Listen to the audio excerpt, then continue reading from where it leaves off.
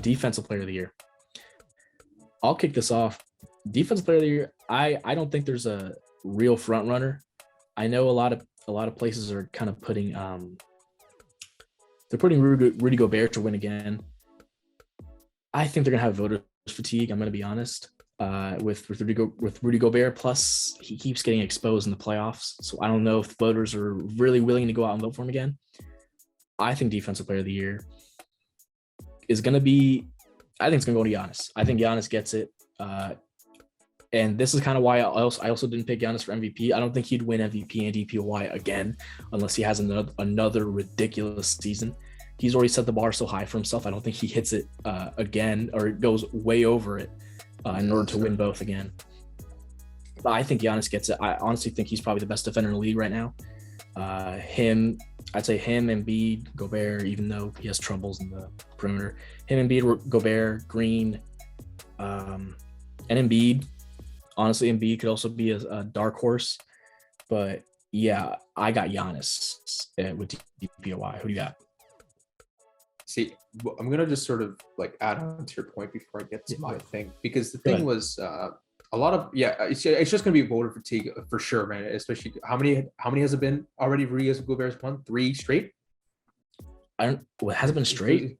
It's not. I don't know if it's straight, but I think he's gotten 3 already, hasn't? Yeah. Right.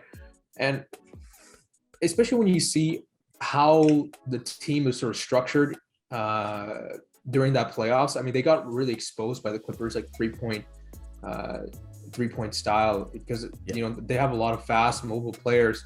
You know, they just get into once they play small ball, it's pretty much over. That's pretty much how you dismantle the Jazz, because that's their Gobert's really their only reliable big man there in the paint, and all you need to do is just literally dish it out to somebody, and he's not able to switch on to another man, right? And I think that's what people are going to really be taking into consideration when they're going to be also voting for the defensive player of the year this year. Anyway, so as for my take, I'm actually going to go with Bam Adebayo. I think he's definitely needs some more defensive player of the year recognition. Yes. He's definitely had some good stretches last season. And I think, he's only going to improve from here. And I think the Heat will be one of those teams that will finish in the top 10 defensively. And if they're able to do that, I think that he has a chance to get it. My second pick, though, if Bam doesn't get it, I'm thinking Joel Embiid is going to get defensive player of the year. Especially, now that Ben Simmons is most likely going to be out of this team. I think this is going to give Joel Embiid his time to really shine and embrace that Philly culture, and he's going to definitely have the spotlight on him now, right? It's pretty much his game, his team, and he'll be able to take it over from here. So those are my picks for defensive player of the year. Yeah, the reason I don't have Embiid as a favorite in any award is just that it all really depends on his health and how much he plays. Because honestly, if he had played the full season last year, he probably would have been the MVP. Yeah. But him missing games and Jokic just being an Iron Man and just, he doesn't jump, so he never gets injured. That kind of pushed Jokic ahead. And look, I also forgot to mention the MVP video. Jokic has a chance to repeat. He does. But also, I wouldn't be surprised, right? Yeah, but also with defensive player of the year, right? I really like the Bam pick. I forgot to mention him on my short list of great defenders, but yeah, I think he's actually underrated. I don't know how he didn't get a single all defensive team last year. He's one of the most that really surprised me how he didn't get it. I was really shocked by that. It just doesn't. It didn't make sense to me at all. I don't. Maybe it also could have just been, how the Heat just placed that year, with how COVID really wrecked the team. Yeah. They were one of the teams that got hit like the absolute hardest, and it really went into them even into the playoffs as well. So maybe that could have also just been a thing, right? It's just unfortunate that things have to happen that way. But I think they'll definitely bounce back this year. And he's definitely going to make one of those spots. And I think he'll have that. He'll have the chance to get that. Yeah. But he's one of the most versatile defenders in the league. He He's a great rim protector, and he's mobile enough to keep up with guards, actual guards on the perimeter. I remember there was a viral clip going around last year of Bam Adebayo switching on to Kyrie and actually defending him straight up, and Kyrie missed his shot. So yeah, he's really good at switching on to other players, and that's what's much better about him compared to like Rudy Gobert. Rudy Gobert cannot switch on to that, right?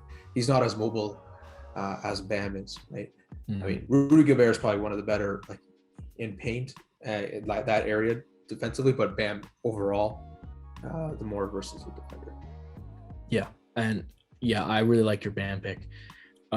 If it's not Giannis or Embiid, I could definitely see it being Bam. But will the actual voters see Bam that way? I don't know, because they massively snubbed him last year, and I hope they don't repeat that same mistake. Yeah. And there's also somebody else I want to bring up who's actually, I believe they have the second best odds currently to win Defensive Player of the Year. I don't know why. This is completely mind-boggling to me, but it's Ben Simmons.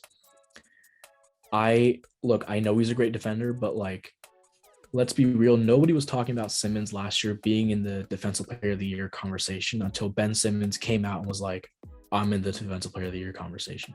I was going to say that, yeah.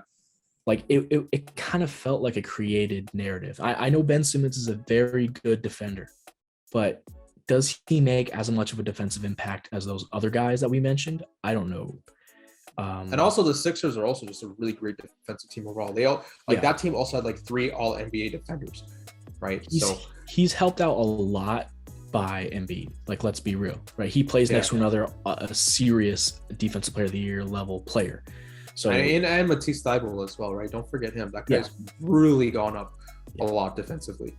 So So that, and also we don't know what's going on with Ben Simmons in Philadelphia still. We don't know if he's going to be traded or if he's going to play half the year there and go somewhere else. Yeah, I think what could look bad, and so I think it's a bad choice to pick Ben Simmons. I don't even think he's going to be in the discussion this year, in my opinion. Yeah. Sorry about that, but I think what's actually going to happen with his situation, I don't think he's going to like be playing games that maybe they'll just sit him out as well, right? So if that happens, right, and he ends up missing quite a few games, because I mean, like they haven't even been able to get a trade for him yet. So I have a feeling like if he's going to sit out, he's going to sit out for quite a while, and that is going to ruin his chances of getting Defensive Player of the Year. Yeah, for sure. Unless he decides, okay, if I'm going to be traded, I might as well maximize my value here in Philly. If he does that, which I think he should do, despite whatever Philly's going to do to him. Rich Paul also thinks he should do that. They want to get paid.